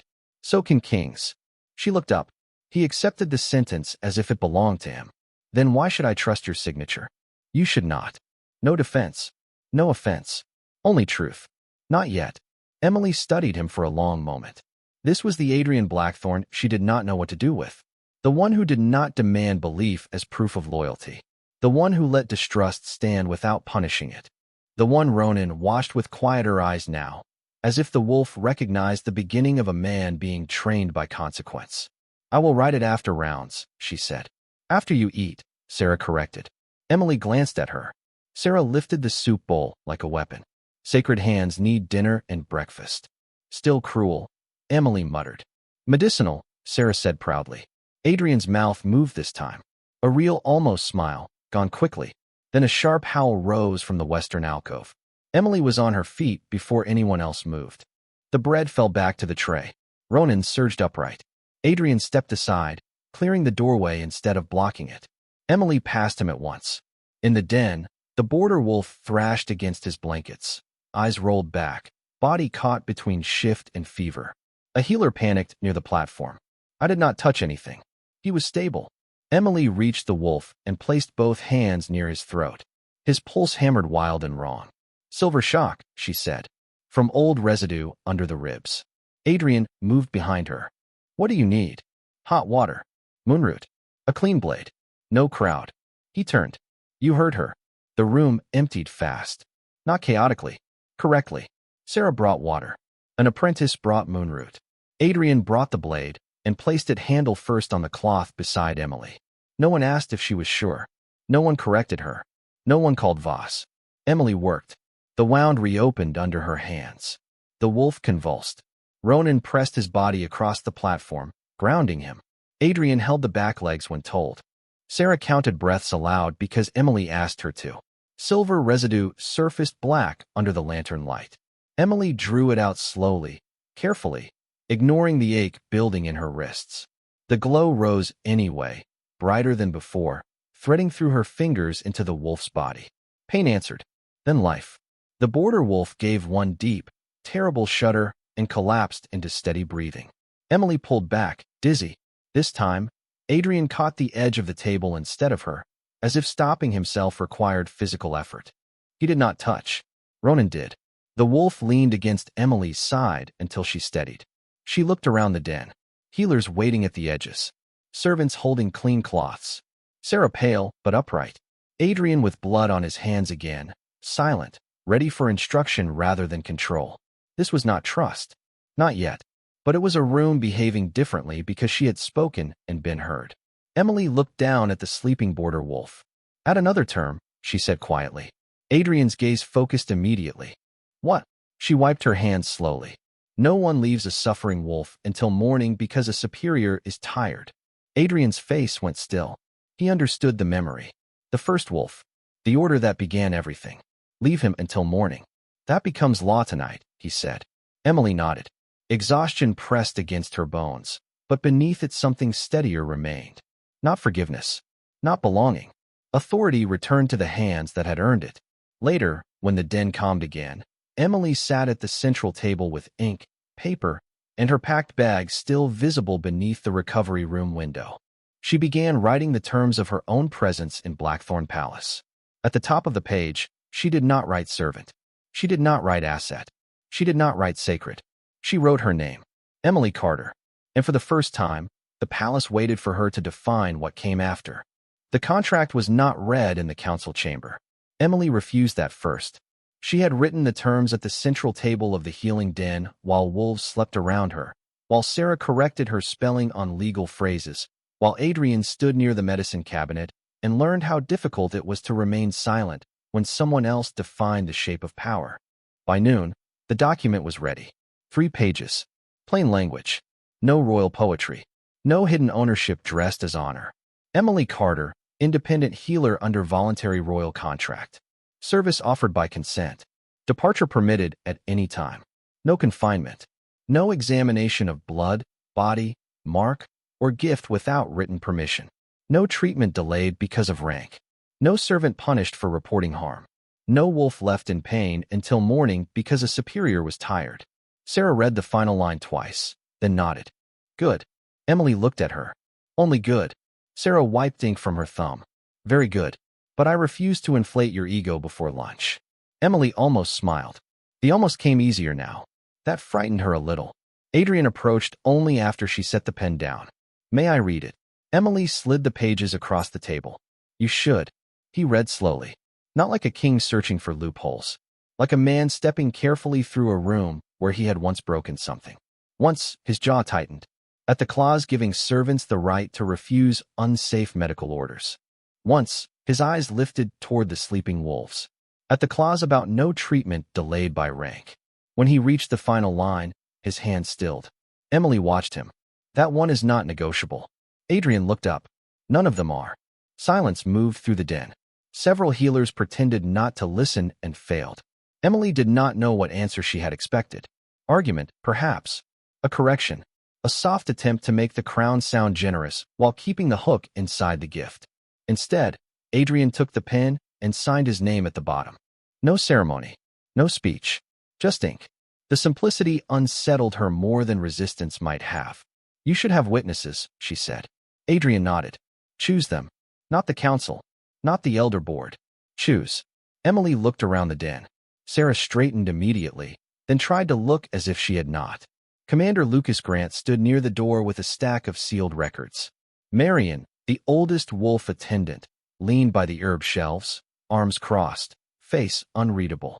Ronan lifted his head from the floor and blinked slowly. Emily's mouth softened. Sarah Miller. Lucas Grant. Marion Wells. Adrian turned to them. Will you witness? Sarah looked as if she might cry, which annoyed her enough to make her stand very straight. Yes. Grant said, gladly. Marion pushed away from the shelf. About time someone put sense in writing. They signed. When the last name dried, Adrian placed the document in front of Emily, not himself. The original stays with you. Emily stared at it. In Blackthorne Palace, documents usually moved upward. Reports to healers. Petitions to council. Orders from king. This paper stayed at the table where she sat. That was the point. She folded it carefully and tucked it into her notebook. Her packed bag remained beneath the recovery room window. Still there. Still possible. But for the first time, it did not feel like the only proof she had of freedom. A commotion rose from the upper corridor before anyone could speak again. Raised voices. Court shoes against stone. The impatient rhythm of people and used to waiting outside rooms that smelled of herbs and animal breath. The council had arrived anyway. Emily closed her notebook. Ronan stood. Adrian's face hardened, but Emily lifted one hand. Stop. He did. That, more than anything, made the healers look at each other. The main doors opened without permission. 3 council elders entered, followed by 2 nobles Emily had seen only from hallway shadows. Their eyes found Adrian first, then the wolves, then her. They did not bow to Emily. She had not expected them to. One elder, Lord Callan, held a rolled parchment in his hand. Your Majesty, we must formally object to any agreement made outside council review. Adrian's voice cooled. You may object from the corridor. Lord Callan ignored the warning because men who had never been contradicted often mistook patience for weakness. A royal healer contract affects crown security, especially if the girl's abilities are what witnesses claim. The girl. Sarah inhaled sharply. Emily did not move. Adrian did. One step. Then he stopped himself and looked at Emily. Choice again. The council noticed. That frightened them more than his anger would have. Emily stood slowly. Ronan moved beside her, but not in front. She appreciated that. My name is Emily Carter. Lord Callan looked at her as one might look at a candle speaking. Yes, of course. Say it. The den went silent. Lord Callan's mouth tightened. This is unnecessary. Emily's voice remained soft. So was leaving wolves in pain until morning. We are discussing unnecessary things today. A low sound came from one of the alcoves. Not a growl. Agreement. Lord Callan's eyes flicked toward Ronan, then away. Emily Carter, he said at last, each syllable stiff with resentment. Good, Emily said. Now you may object correctly. Sarah made a strangled sound that might have been a cough. Adrian looked at the floor for half a second, and if Emily did not know better, she might have thought the Alpha King was hiding a smile. Lord Callan unrolled the parchment. The council requires classification of your abilities before any contract can be ratified. Sacred-touched individuals traditionally fall under crown supervision. Emily tilted her head. Traditionally, royal wolves were treated by Dr. Voss. Tradition is having a difficult week. One of the younger nobles flushed. Marian laughed once under her breath. Lord Callan's face darkened. You are bold for someone whose status is uncertain. There it was. Status. The clean word for worth assigned by others. Emily felt the old cold touch her spine. Not fear this time. Memory. She looked at the sleeping wolves, the open cabinets, the true records, the signed contract in her notebook. Then she looked back at him. My status is not uncertain to the ones I kept alive. Ronan stepped forward then, not blocking her, only standing where the council could see him. Behind him, the border wolf raised his head. Then the gray female. Then the brown wolf. One by one, every recovering wolf in the den turned toward the council. Not aggressive. Awake. Witnessing. The elders went pale. Lord Callan lowered his parchment slightly. Emily's silver mark warmed beneath her wrist. She did not hide it. You want classification, she said. Write this down. I am not a crown asset. I am not a court miracle. I am not a servant to be renamed once useful. I am the healer who listened when your appointed expert stopped listening. Silence. Heavy. Complete. Adrian spoke then, not over her, but after her words had finished landing. The contract stands. Lord Callan looked at him. The council will not approve it. Adrian's eyes were cold. The council did not save Ronan. Ronan's gaze stayed on the elders. The council did not expose Voss. Emily's notebook rested warm against her side. The council did not hear the wolves. Lord Callan swallowed. Your Majesty, surely you understand the risk of placing so much autonomy in one untested woman's hands. Emily almost smiled. There it was. The heart of it. Not safety. Not medicine. Autonomy. A woman deciding the use of her own hands was the threat. Adrian looked at Emily again. Not because he needed permission to answer as king. Because he understood the sentence belonged first to her. Emily held his gaze, then gave a small nod. Adrian faced the council. I understand the greater risk of taking it away. No one replied. The den had chosen its silence, and this time, it did not belong to fear. Lord Callan rolled the parchment with shaking fingers. This will have consequences. Emily stepped forward before Adrian could respond. Good. The council stared. She continued, calm and clear. So did your silence. That ended it. Not legally, not politically, but morally, which was why everyone felt it more. The elders withdrew stiffly. The nobles followed. The doors closed behind them with less force than they deserved. For a moment, no one moved. Then the brown wolf sneezed. Sarah burst into exhausted laughter. Marian muttered, sacred hands and a sharp tongue. Finally, a useful combination. Emily sat down before her knees could betray her. Adrian remained standing near the central table, watching the door the council had exited through. They will push back, he said. Emily opened her notebook and touched the folded contract inside. I know. Some will try to make you regret staying. I know.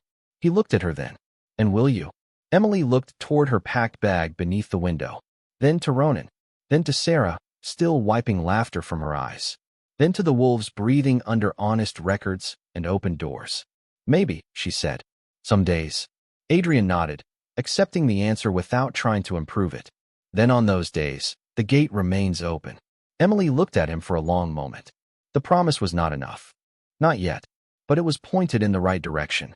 Later, after the den settled again, Emily copied the final clause from her contract onto a clean page and pinned it beside the main doors where every healer, guard, servant, noble, and king would have to see it before entering. No suffering life will be left until morning because authority finds pain inconvenient. She stepped back and read it once. Then again. The words looked small against the stone wall. But small things could begin larger changes. A herb seed. A pulse. A servant's name written in her own hand. Behind her, Ronan lowered himself beside the door, guarding not Emily this time, but the law her refusal had made. Adrian stood a few feet away, silent. Emily did not thank him. He did not ask her to. Above them, the palace continued arguing with itself. Below, in the healing den, the wolves slept through the afternoon without crying. For now, that was enough. By the third morning, the wolves no longer cried before dawn. That was how Emily Carter knew the healing den had begun to change. Not because the council stopped objecting. They did not. Not because nobles stopped whispering when she passed the upper corridor. They did not.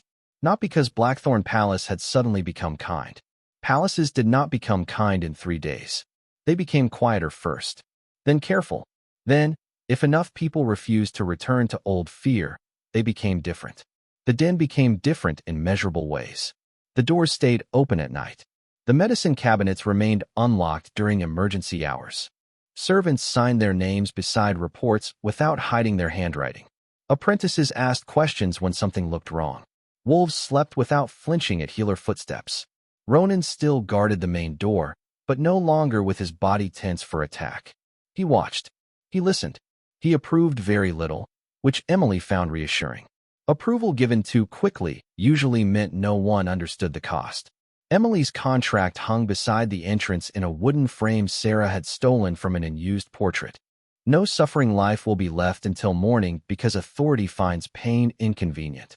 People read it when they entered, some with discomfort, some with relief. One elderly guard touched the frame before every night shift, as if it were a prayer he did not know how to say aloud. Emily pretended not to notice. She noticed everything. That had always been her problem and her gift. Near midday, Adrian Blackthorne came to the den carrying no orders. That, too, had become a pattern. He stopped at the threshold, waited for her acknowledgement, then entered only after she nodded. The first time he had done it, every healer stared. By the third day, they still stared, but less openly. Change needed repetition before it became structure. The council submitted a revised objection, Adrian said. Emily did not look up from rewrapping the brown wolf's shoulder. Did they spell my name correctly this time? Sarah, sorting bandages nearby, made a sound suspiciously close to laughter. Adrian's mouth moved faintly. They did.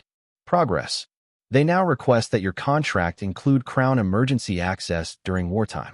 Emily tied the bandage a little tighter than necessary. The brown wolf huffed in complaint. Sorry, she murmured to him, then looked at Adrian. No, he nodded. I told them that. Emily studied him. Before or after asking me? Before, he admitted. Then I realized I was answering for you, and returned the petition and signed. She looked at him for one quiet second. Good. The word was small. It still landed. Adrian lowered his gaze briefly, accepting it with more care than praise from an entire council. Ronan lifted his head and watched them both, pale eyes annoyingly knowing. Emily turned back to the bandage. If there is war, pain will increase. Consent does not become less important because men decide to make more wounds. Adrian's expression sobered. I know. Do you? The question was not sharp. That made it heavier. Adrian did not answer immediately. He looked toward the recovery alcoves, where 5 wolves slept beneath clean blankets and honest charts. I am learning. Emily accepted that. Not as forgiveness. As a more useful answer than certainty.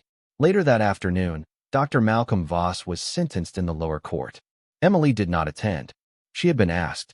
She had declined. She did not need to watch a man lose power to know her work had survived him. Adrian sent a written record afterward, delivered by Commander Grant, not by a servant forced to perform royal politeness. Voss was stripped of title, license, and court protection. His private accounts would fund recovery supplies for every wolf he had mistreated and wages for the servants he had threatened. He would leave Blackthorne territory before the next moon under guard. Emily read the record once. Then she placed it in the archive drawer beside the corrected ledgers. Sarah peered over her shoulder. Is that all? Emily closed the drawer. It is enough for law. And for you. Emily looked toward the den door. Ronan lay there with his head on his paws, pretending not to listen. I do not know yet. Sarah nodded. She was learning not to rush answers either. That evening, the border wolf Emily had first saved stood for the first time. The whole den stopped. Not officially. No one announced it. One moment, he was lying beneath his blanket, golden eyes half closed. The next, he pushed one paw beneath himself. Then another, trembling with the effort of returning to his own weight. Emily set down the herbs in her hand and crossed to him slowly. Easy, she whispered. Do not make me regret saving you. The wolf ignored the warning, as patience often did when dignity returned before strength. He stood, unsteady but alive. A young healer began crying openly. Sarah pressed both hands over her mouth. Ronan rose and moved closer, not to interfere, only to witness. Adrian had entered at some point, though Emily had not heard him. He stood near the doorway, utterly still. The border wolf took one step toward Emily, then another. His legs shook. His breath came harsh. Emily lifted her hands. ready to catch him if he fell, though he weighed far more than she could hold. He reached her and pressed his forehead against her chest. The den went silent. Emily's hands hovered in the air, uncertain. Then slowly, she rested them against his fur. No silver light. No miracle.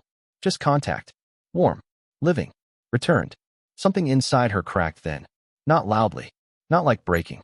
More like thawing. She closed her eyes. For months, she had saved them in darkness and walked away before gratitude could become danger. Now the life she had fought for stood before witnesses and leaned into her as if she had never been invisible at all. A tear slipped down her cheek before she could stop it. She opened her eyes quickly, annoyed with herself. Sarah looked away at once. The young healer did too. Adrian lowered his gaze. The whole den gave her privacy without leaving her alone. That was new. That was almost unbearable. The border wolf stepped back at last and lowered his head. Then the gray female lowered hers. Then the brown wolf, badly bandaged and overly dramatic, lowered his. One by one, every wolf in the den bowed their heads to Emily Carter. Not to the crown. Not to the contract. To her. Emily swallowed hard. "Stop," she whispered, but her voice had no authority in it. Ronan came last. He stepped forward, black fur catching the lantern light, and lowered his massive head until his muzzle nearly touched the stone at her feet. The royal wolf of Alpha King Adrian Blackthorne, bowing before the servant girl no one had named until he forced the palace to look. Emily turned toward Adrian. His face had gone very still. Not offended. Not possessive. Humbled in a way he could not hide quickly enough. He understood, finally, that Ronan had not been disobeying him out of corruption or confusion. He had been obeying something deeper. Recognition. "They chose you before I did," Adrian said quietly. Emily's throat tightened. "They did not choose me for you. I know." He looked at the wolves, then back at her. "They chose you because you listened." The den held that truth gently. Emily looked down at her hands. Sacred hands, the elder had called them. Dangerous hands, Voss had implied. Useful hands, the palace might have preferred. But in that moment, they were only hers. Tired, scarred with faint silver, capable of healing and refusal both. "I am staying through the winter," she said. The words surprised the room. They surprised her most. Adrian did not move. "Under your terms," he said. "Under my terms," Emily agreed. "And after winter?" Sarah asked softly. Emily looked toward her packed bag beneath the recovery room window. Still there. Still possible. Then toward the wolves. Then toward the framed law beside the door. Then, finally, toward Adrian. "After winter, I decide again." Adrian lowered his head once. "Then the gate remains open." She believed him a little. Not completely. Not blindly. Enough for the day. That night, Emily unpacked one thing. Not the whole bag. Not the cloak. Not the travel papers tucked in the side pocket. Only her healing notebook. She placed it on the central table, beside the official ledger, where everyone could see that the knowledge they had once stolen credit from now had an owner. On the first clean page, beneath her name, she wrote a new rule. Healing is not obedience. Then she paused, listening to the den around her. Wolves sleeping. Sarah humming badly near the herb shelf. Apprentices whispering over corrected charts. Ronan breathing at the doorway.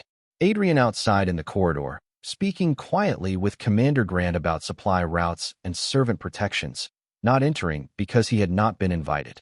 Emily dipped the pen again and added one more line. "And no life belongs to the crown before it belongs to itself."